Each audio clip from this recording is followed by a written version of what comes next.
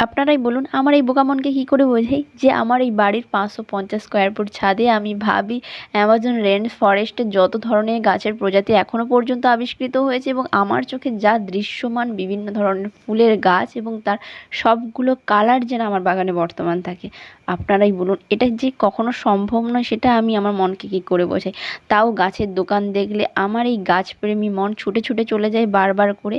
এই বোকা মনকে না সামলাতে পেরে আবারও টিকোমার কিছু ভ্যারাইটি নিয়ে এসেছি, তো আপনাদেরকে এক এক করে দেখাচ্ছি। অলরেডি আমার কাছে এতগুলো কালারের টিকোমা আছে। এটা একটা অরেঞ্জ কালারের ওপরে খুব সুন্দরভাবে ব্লুমিং করেছে, তার উপরে বৃষ্টির জল পড়েছে, তো আরও দুর্দান্ত লাগছে কালারগুলোকে।